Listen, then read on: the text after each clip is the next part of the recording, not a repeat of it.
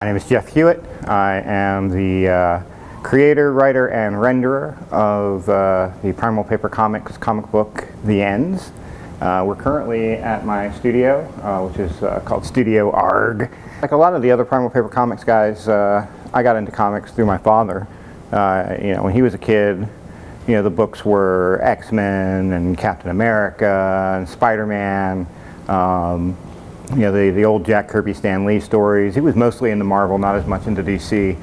And the earliest book that I really remember specifically was a Swamp Thing, issue of Swamp Thing. But he grabbed us things like the weird tales of mystery and the horror stuff. Yeah, so I mean, I can really, like most of us, I think we can blame our fathers for our love of comics. I've kind of come into this from a different angle than the other Primal Paper comic creators, in that I started off, I went to college as a theater performance directing major, studied film, and then I got out of that and I was a performance poet for the better part of 2.5 decades. And I still do that from time to time now, but I'm semi-retired at it. Justin and I, Justin the creator of Red Knight, and I knew each other in high school through theater. And it's funny because way back in the day, we were working on our concepts, working on the same concepts that we're actually working on now, but it wasn't possible to do, it just wasn't financially feasible to create a comic book back in the 80s and 90s.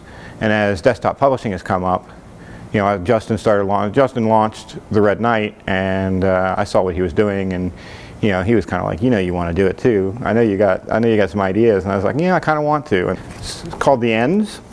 This is the trade paperback. It contains the first 3 issues.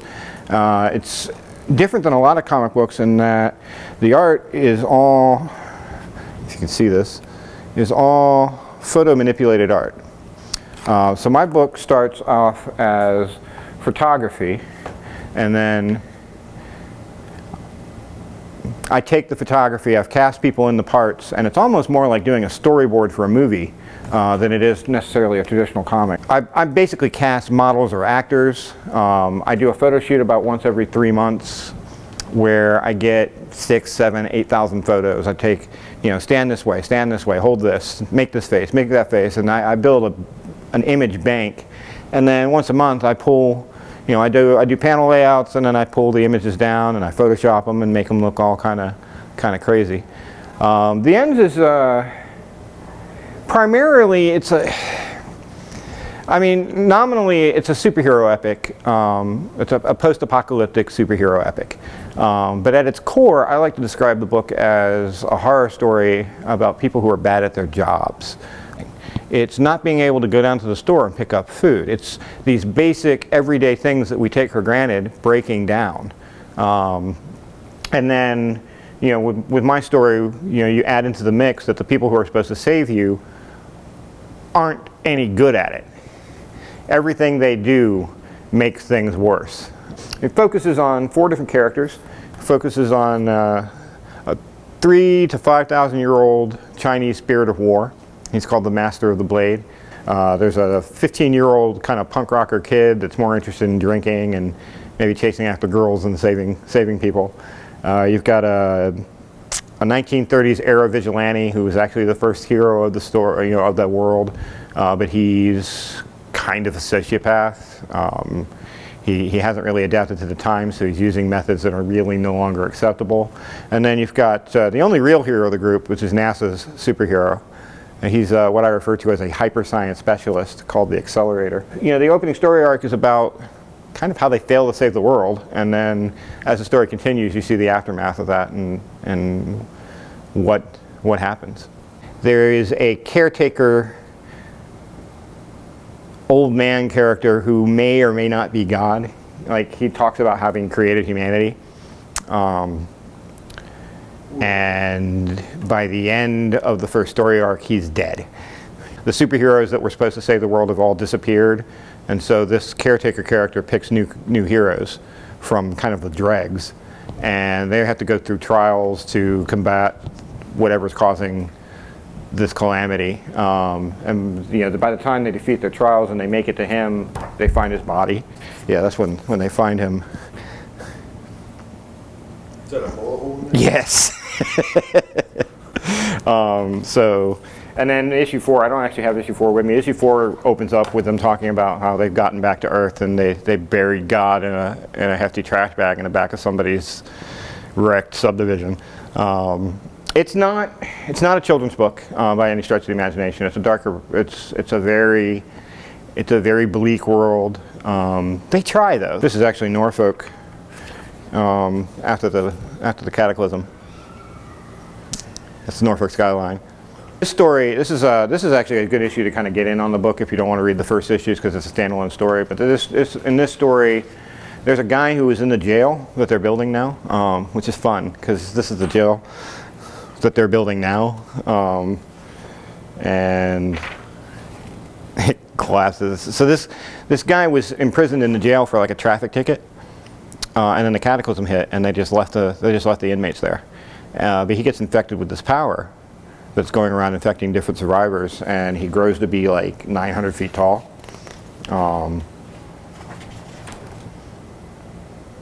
He starts walking around the city, and two of the characters, the Peregrine is the vigilante character from the 30s. You know, he sees him and he goes down there, and the guy's, you know, he's like, look, you can't stay here. There's no, you're gonna, we can't feed you. And the guy's like, well, what if I just squash you? And he's like, well, you can do that, but eventually, your organs are going to start detaching internally, and you're eventually going to die because the human body wasn't designed to carry this kind of mass, and you're going to end up a stinking corpse that's rotting in the middle of the city, and you know your legacy will be disease and death to anybody that managed to survive thus far. Is that really when, you know, if it were me and I was in your situation, I'd start walking that way into the ocean, and eventually, you know, you'll go under and it'll be quick. You know, after he tells the guy, you know, about a half mile out on the shelf, about a half mile out, the shelf will drop out from you. With what you weigh, you'll go down quick. And then there's a journal entry, and he's like, it says the Peregrine's journal. He nodded at me and then turned, heading out to sea. The windward breeze cool in my face, contrasting the quiet, desperate violence of his doomed footfalls against the bay's silt-laden floor. I watched until the last of him vanished finally beneath the waves. There is no hand that frames the symmetry, no architecture, no plan. It's all random. We are reactions to reactions, no more, no less.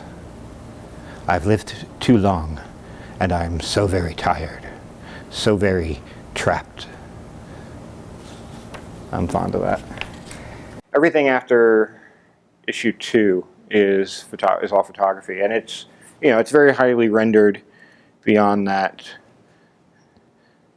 You know, it's pushed as much to look like a drawing as possible using Photoshop. And I mean, in the technology that we have now, this was not possible 10 or 15 years ago. I wouldn't have been able to get, you know, the filters. And it's mostly, you know, I've got it down to kind of a science now. Like I know which filters I want to use. So by the time we get to an issue like this, you know, it does look kind of drawn. And you know, and there's some people.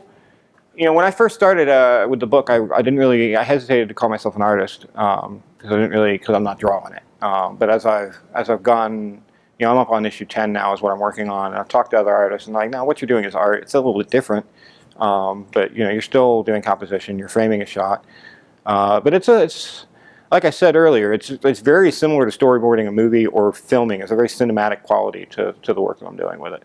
Now, the great thing about Norfolk is that. There's a dichotomy in the city of Norfolk, and that it's one of the older cities in the country, with a history that goes back to the Revolutionary War. It was one of the only, I believe it was the only city to be completely destroyed during the Revolutionary War, and then they rebuilt.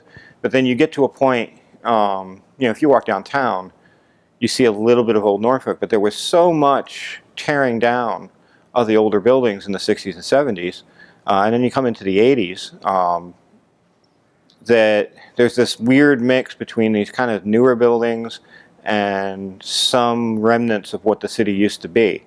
As far as dealing with a post-apocalyptic setting,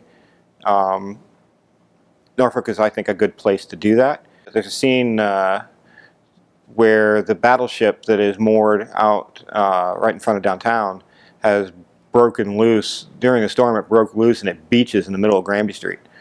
So literally about 2 blocks that way, in the middle of the street, kind of lodged in between some buildings, is this huge battleship that is actually the only structurally sound thing in the city at this point. And so refugees are living in it, and they're working on getting the engines starting back up to provide power, and it's going to actually be a kind of big part of the story. When I was in high school, some 25, 26 years ago, my best friends and I did this role-playing game. It was a superhero role-playing game called Champions, and we told this story. And the game kind of traveled with us when we went to college, and it went across state lines. And we'd played the game for about 10 years. And we were kind of proud of the story that we told with that, but it wasn't really constructed as a constant narrative. But at the time when I was in high school, Norfolk was dangerous. Granby Street was dangerous. You did not come out here in 1989. You did not come out and walk around Granby Street after dark because there were gangs, there were drugs. MacArthur Center used to be like a row of crack houses, I believe, and so that kind of danger lends itself really well to a story that's kind of this bleak, and that's really why Norfolk. And I'm not going to stay in Norfolk forever with the story. Eventually, we're going to travel around. You're going to see other places in the world. But I kind of like, the Peregrine has in the story. The Peregrine has a base. He has these safe houses like all over the world, and he just so happened to have a safe house that was built underneath the Chrysler Museum in like the mid-'60s when they did the reconstruction, because in the story Walter Chrysler owed him a favor. He did something. He helped him out once, and he was like, whatever you want. He was like, yeah, I need a safe house down here. And so when they come back to Earth and they land on Norfolk, the Peregrine is like, hey, I've got this safe house over here. We can go there. And you go down into the basement of the Chrysler Museum, and there's like an old 70s state-of-the-art, everything's like 70s state-of-the-art because it's been that long since he's been to the safe house, and there's weapons cached in there. And he has like defense systems that are actually under the ground in the like front yard of the Chrysler Museum that you're going to get to see in the next issue. It's kind of fun. You can actually see the Chrysler Museum doesn't really escape the devastation, so to speak. It's this issue. You actually get to see what's left of it.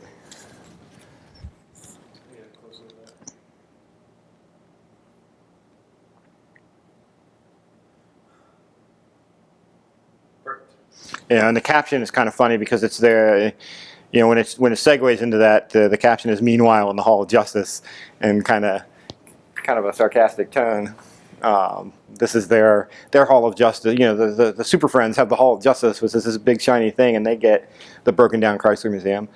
I hope that the Chrysler's okay with it. I never really asked anybody. I kind of assume that it falls into public domain, but I might get a cease and desist letter someday. I don't know.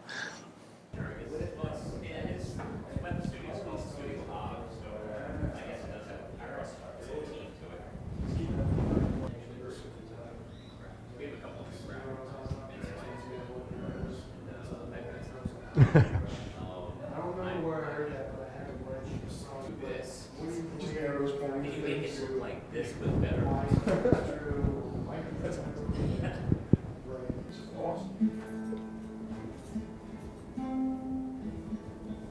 Characters. I've been trying to create like not just the villains, but I want to create like a believable group of characters around him, because he's got some money, but he doesn't have money.